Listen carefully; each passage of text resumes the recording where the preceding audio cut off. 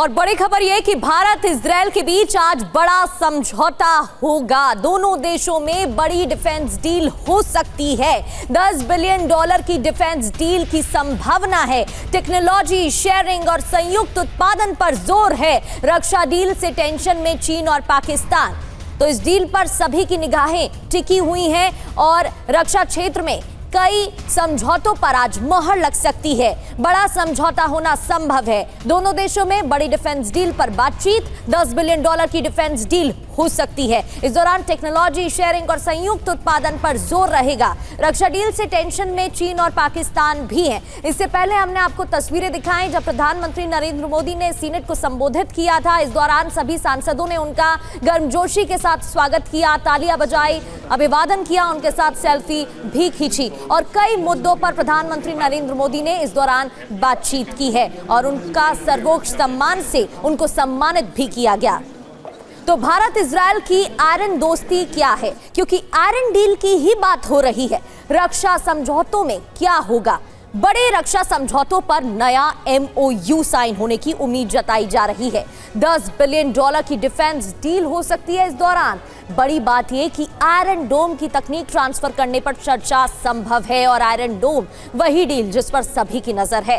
Heron M के second drone को लेकर भी डील हो सकती है। इस दौरान टेक्नोलॉजी शेयरिंग और संयुक्त उत्पादन पर भी जोर है। तकनीक ट्रांसफर करने के संकेत नेतन्याहू पहले ही दे चुके हैं। अब देखना होगा कि कौन सी वो डील जिन पर आखिरी मोहर लगती है। डील में आयरन डोम पर हो सकती है बात। आयरन डोम तकनीक ट्रांसफर पर चर्चा भी संभव है। बेंजामिन नेतन्याहू पहले ही इसके संकेत दे चुके हैं।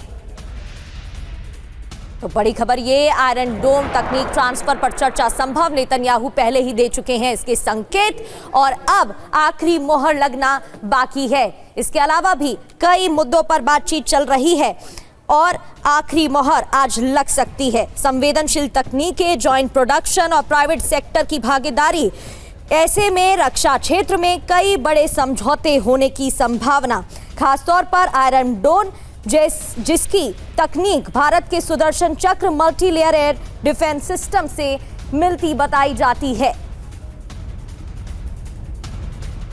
तो भारत इजराइल की आयरन डोम डील क्या है, क्यों इस पर सबकी नजर है और ये डील इतनी महत्वपूर्ण क्यों है, क्या खास है? इजराइल का पावरफुल डिफेंस सिस्टम, भारत के लिए रणनीतिक लाभ वाली तकनीक, पाकिस्तान से आने वाले ड्रोन रॉकेट हवा में नाकाम करने में सक्षम है ये system.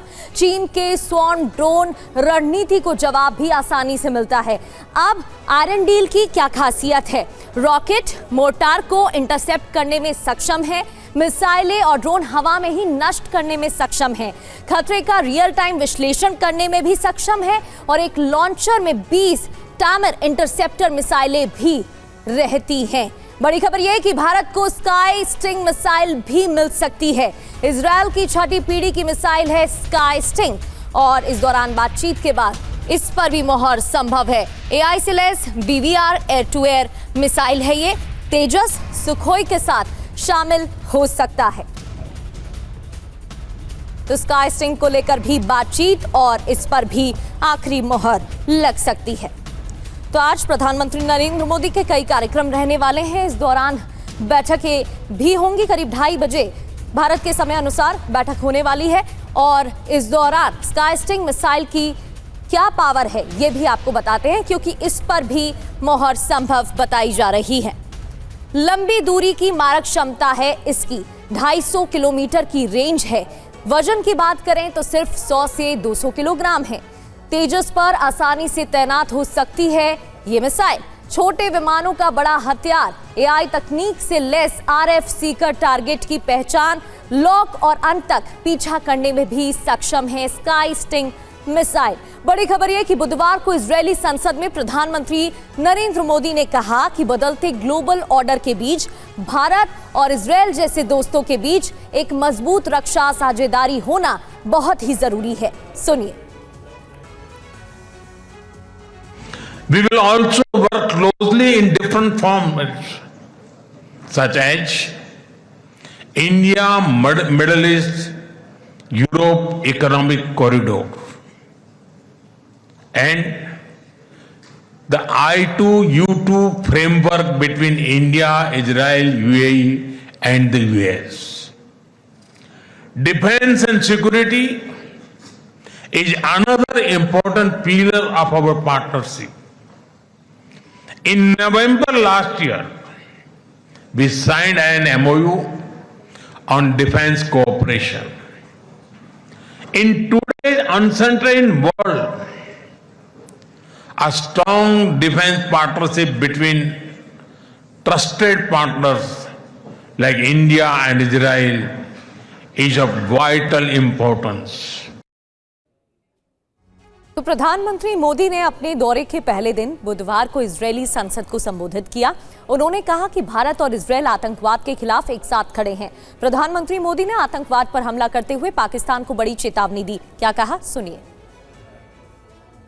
Nothing can justify terrorism. India has also endured the pain of terrorism for a long time. We remember the 26/11 Mumbai attacks and the innocent lives lost, including Israeli citizens.